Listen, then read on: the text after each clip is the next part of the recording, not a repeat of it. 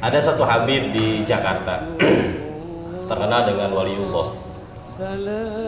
Nah, si Habib ini dikenal anti namanya terhadap pemerintahan lah. Nah, Mbah Adam Soleh ini kan kerja di pemerintahan sebagai bupati. Tapi anehnya ketika Mbah Adam Soleh itu datang untuk sowan, untuk silaturahim ke Habib tersebut berdiri menghormati Mbah Dalam Sholawat luar biasa. Akhirnya ditanya, ya Habib, kenapa engkau menghormati Mbah Dalam Sholawat sampai sebegitunya? Kata Habib tersebut, bagaimana saya tidak menghormati beliau? Di depan beliau itu ada Rasulullah.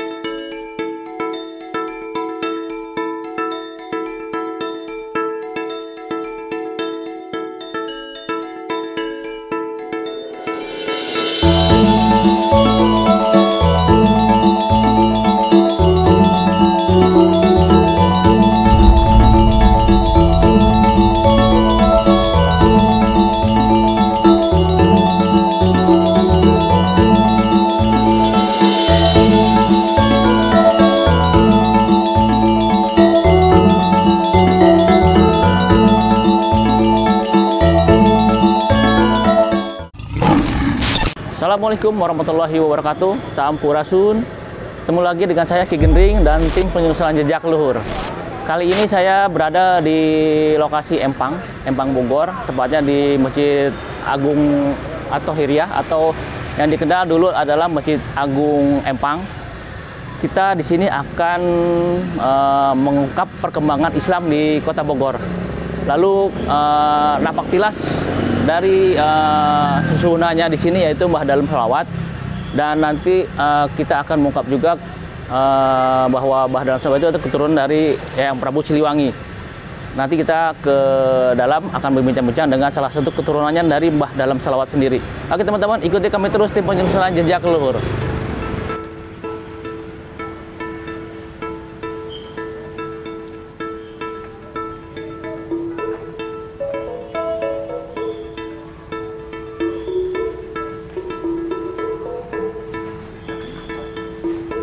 Nah, ini dia kantor DKM Masjid Agung Empang. Terkenal dulu Masjid Agung Empang, sekarang jadi Masjid Agung At-Tahiriyah.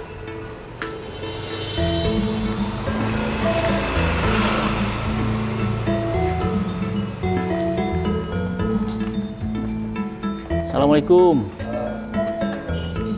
Waalaikumsalam.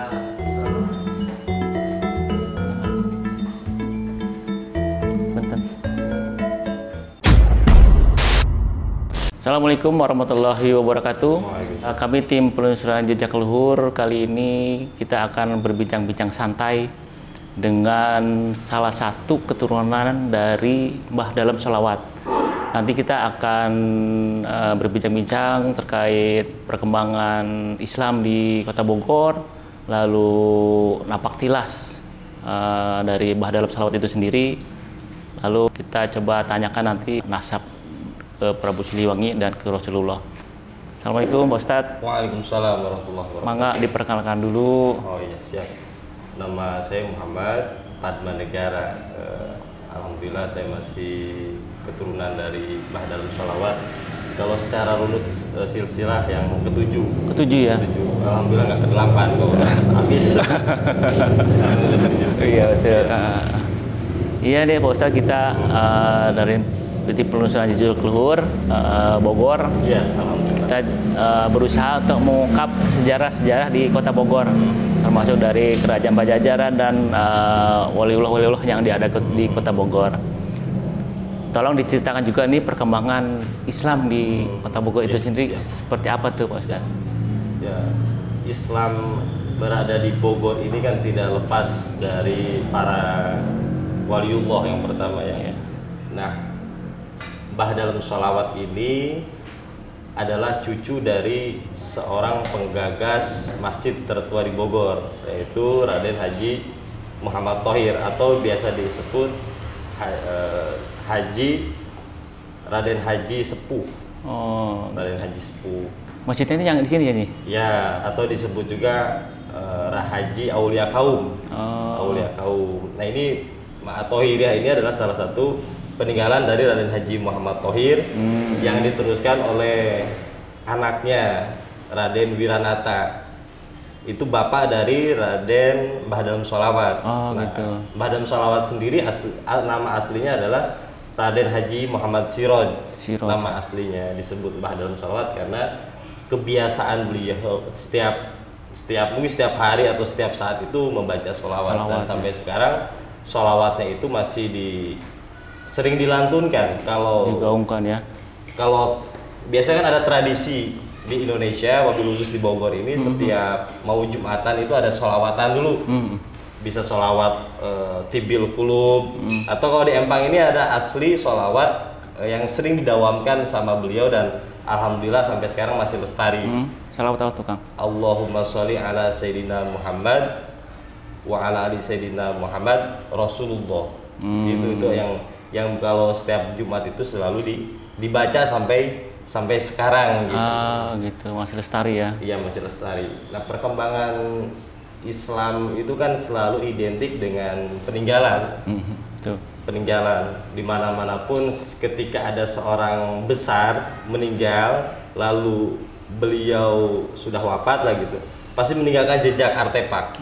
Nah, salah satunya adalah peninggalan Masjid Agung At-Thohiriyah ini yang didirikan pas zaman beliau hidup aja gitu, sekitar 1700-an. 1700-an.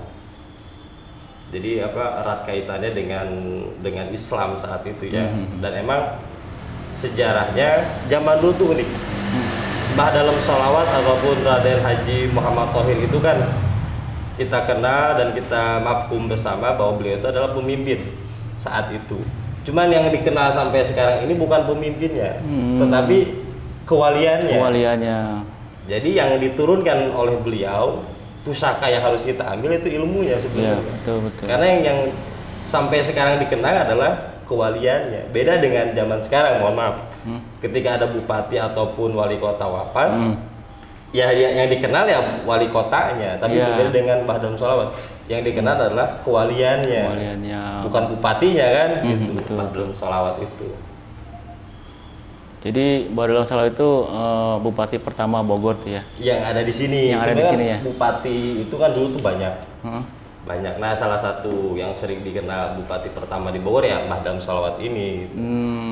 Nah, yang unik ini kan beliau pernah ditugaskan di Purwakarta. Di Purwakarta itu dulu namanya bukan Purwakarta, saya lupa. Nah, yang memberi nama Purwakarta itu adalah beliau. Oh, gitu. Mbah Dalem Sholawat. Nah, salah satu kakek kami Raden Haji Muhammad Soleh itu wafat di Purwakarta. Jadi ada sejarah-sejarah yang mungkin kami tidak ketahui, keturunan yang di Bogor itu tersimpan di Purwakarta. Oh, gitu. Ada sketsa foto beliau itu adanya itu di Purwakarta. Purwakarta, bukan di sini. Bukan di sini, gitu ada ya? di Purwakarta. Jadi emang di Purwakarta beliau lama juga, sempet lama lah gitu. Jadi emang kalau berbicara Islam di Bogor tidak akan terlepas dari Mbah Dalem Sholawat atau Raden Haji Muhammad Thohir. Gitu. Gitu.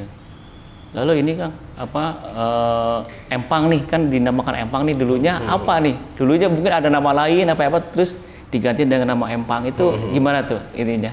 Dulu ini namanya Sukaati. Sukaati. Sukaati. Kenapa dinamakan Sukaati? Karena banyak orang-orang dari Arabnya, Tionghoanya itu berkumpul di sini. Oh, gitu. Jadi Sukaati, orang datang ke situ suka-suka lah gitu ya. Iya, jadi happy. Suka hati ya. Happy dah orang datang ke sini. Ya terbukti kalau sekarang itu kan masih ada warisan budaya masa lalunya. Di sini kan majemuk. Ada Arabnya, ada Habaibnya, ada Sundanya, dan di sebelah sana kan ada Tionghoanya. Jadi emang apa majemuk di situ, makanya dinamakan Sukaati karena orang situ suka aja gitu. Dan alhamdulillah ya sampai sekarang tuh bukti-bukti peninggalan beliau tuh masih ada lagi. Iya ya. Dulu ceritanya ini pasar ya? Dulu ini kan kalau sejarahnya masjid dan bupati atau pemimpin negara itu tidak bisa dipisahkan. Hampir di mana-mana. Dan di setiap masjid depannya itu pasti ada alun-alun untuk berkumpul masyarakat. Nah dulu itu ya pasar itu tempat berinteraksi masyarakat luas tuh di sini. Dan dulu alun-alun tidak sekecil ini, dulu besar. Nah dulu kalau orang sholat Jumat atau pengen ke masjid inilah, itu untuk menambatkan kudanya itu di depan. Di alun-alun. Alun-alun. Nah sekarang sejarahnya jadi parkiran gitu. Kan ada sejarahnya lah. Iya, betul. Ada sejarahnya dulu menambatkan apa kuda itu di situ. Gitu. Kalau mandi di bawah Cisadane. Cisadane. Pada mandi di sana. Lalu ini sejak kapan dinamakan empang ini? Karena dulu ada sejarahnya, ada kolam. Kolam. Besar juga? Besar kolamnya. Kolam umum atau kolam pemancingan apa kolam apa tuh? Tempat mandi. Tempat mandi. Tempat mandi. Dan ada ikannya juga mungkin ya zaman dulu tuh. Makanya dinamakan empang. Lebih terkenal empang gitu. Karena emang di sini ada empang yang besar. Ada empang ya. Nah dulu itu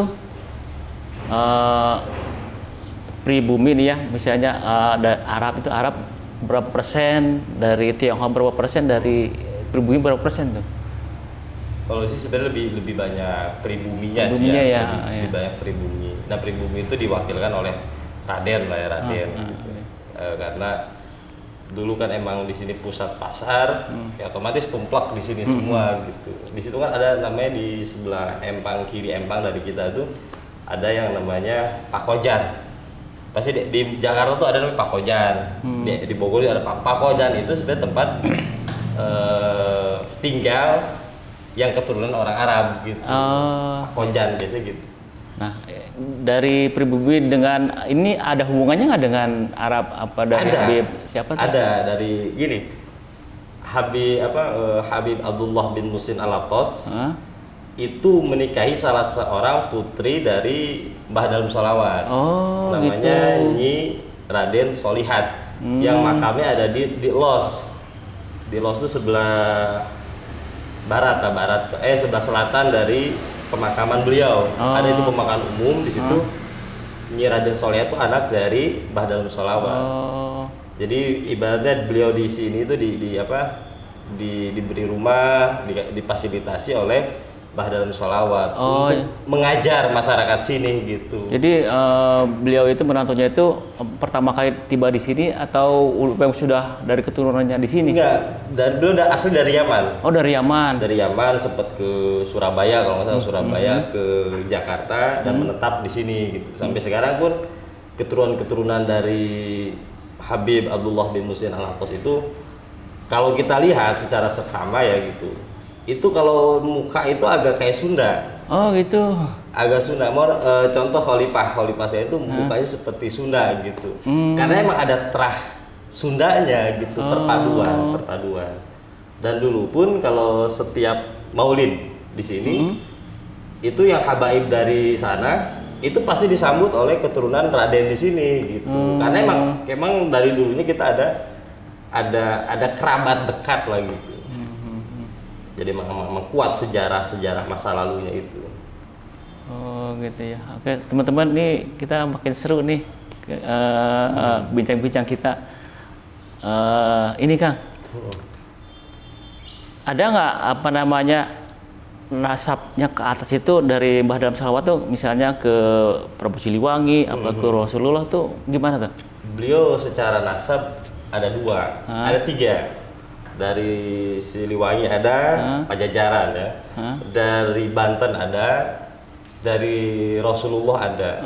Jadi 3 beliau sanadnya, dan alhamdulillah saya punya silsilah. Jadi kalau beliau silsilah Mbah Dalam Sholawat dari Prabu Siliwangi, pertama kan nama beliau Raden Haji Muhammad Siroj bin Raden Adipati bin Raden Wiranata bin Raden Haji Muhammad Thohir bin Raden bin Raden Tumenggung Wiradireja yang makamnya di Sukaraja. Nah, bin Tumenggung Wiradinata bin Raden Wiramanggala dalam Tarikolot bin Raden Arya Wiratanudatar dalam Cikundul, Cianjur yang makamnya ke atas itu tuh. Jadi beliau masih cicit lah, jatuh cicit ya. Bin Raden Arya Wangsa Goparana bin Raden bin Raden Arya Kicis atau Sunan Wanaperi bin Raden Pucuk Umum, Prabu Pucuk Umum atau Raden Haji Rangga Mantri bin Raden Prabu Munding Surya Agung. Nah, ke atasnya Pangeran Sri Baduga Maharaja. Itu kalau terah dari laki-laki ditarik ke atas, berarti beliau masih kuat ke Pajajaran. Ya. Nah, kalau dari sanad, kok bisa ada sanad ke Rasulullah kan gitu. Jadi Raden Haji Muhammad Thohir ini menikah dengan Ratu Syarifah. Ratu Syarifah itu putra dari Pangeran Sageri yang ada di Jakarta. Pangeran Sageri ini berteman akrab dengan ayahanda dari Raden Haji Muhammad Thohir, yaitu Tumenggung Wiradireja. Jadi ada sejarah unik juga. Jadi raden-raden yang ada di Sukaraja itu sebenarnya itu adalah terahnya itu bukan Raden tetapi Tubagus. Nah, zaman dulu Tubagus itu pemberontak, ibaratnya ke Belanda, pejuang. Dicari lah Tubagus ini dicari oleh POC saat itu ya. Nah, akhirnya untuk diamankan diganti Tubagus itu menjadi Raden. Oleh siapa? Oleh Raden Tumenggung Wiradireja. Nah, mungkin dari Raden Tumenggung Wiradireja dengan Pangeran Sageri ini ada keakraban. Untuk menambah keakrabannya lagi, dinikahkan putranya dengan putrinya Raden Haji Muhammad Thohir dengan Ratu Syarifah.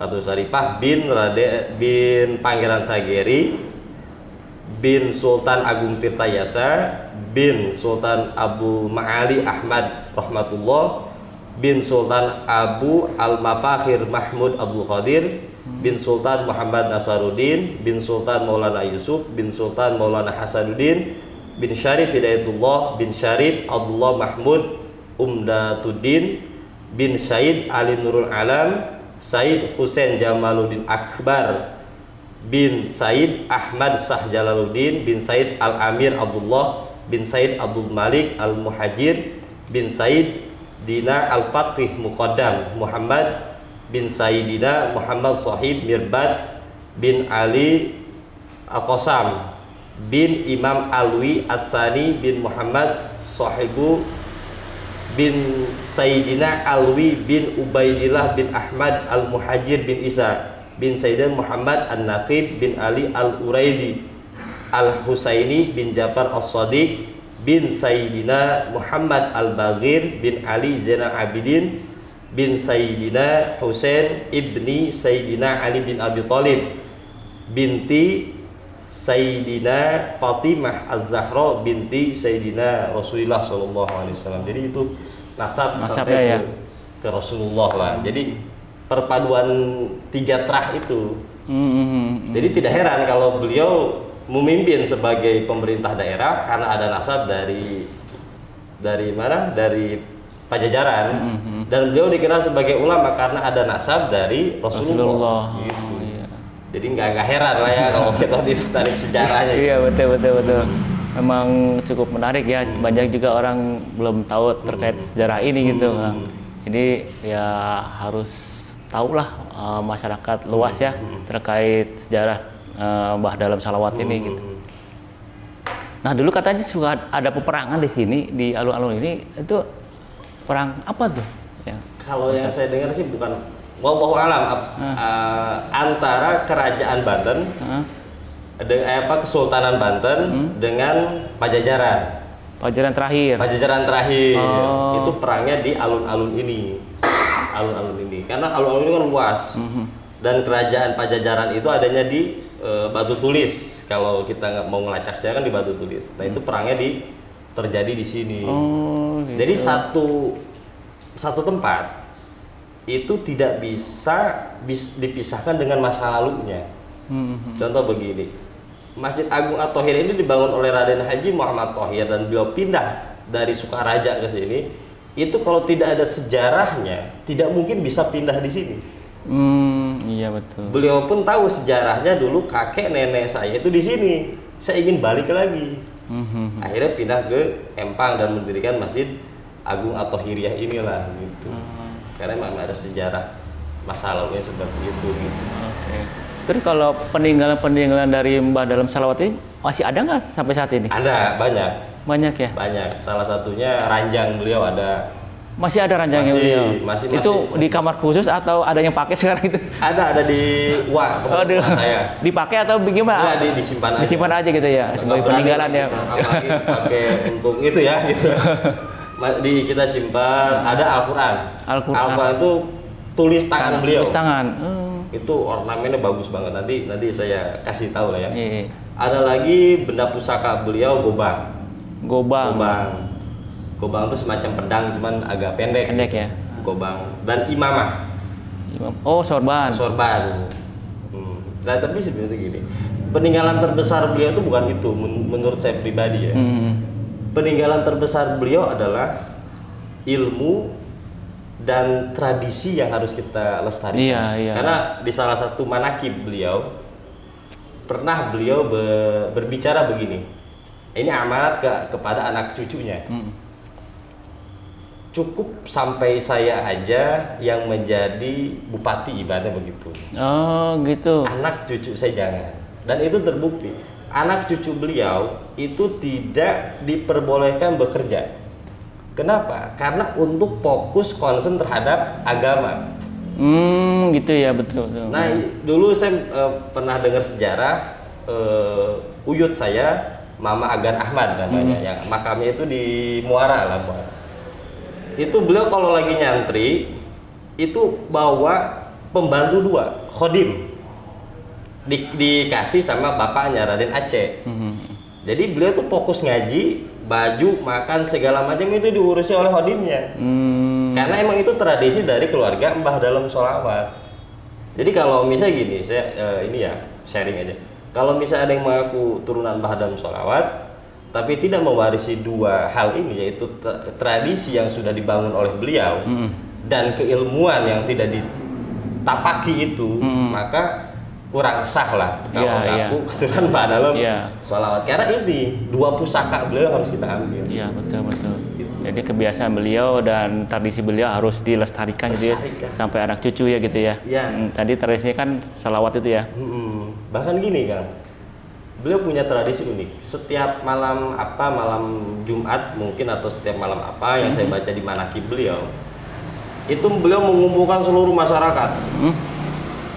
Di tengah-tengah udah dikumpuli, itu pasti membaca sholawat. Kalau zaman sekarang tuh mauludan. Tapi beliau mengadakan 1 minggu sekali. Gitu. Sampai sekarang itu masih? alhamdulillah sampai sekarang masih terjaga oleh keturunan-keturunannya. Di mana tuh itunya biasanya berkumpulnya Di itu? sini masih ada, alhamdulillah masih terjaga di Oh, Empang. saat ini menyebar gitu ya? Menyebar. Salah satunya di sini masih Ya. ada. Oke. Bahkan beliau kan kalau dalam manakibnya yang saya baca juga setiap mahalul qiyam. Kan di dalam tradisi Maulid itu ada mahalul qiyam namanya. Kita berdiri untuk lita'ajiman wa takriman li Rasulillah, untuk menghargai, mencintai Rasulullah. Nah, ketika dalam mahalul qiyam itu pasti beliau menangis.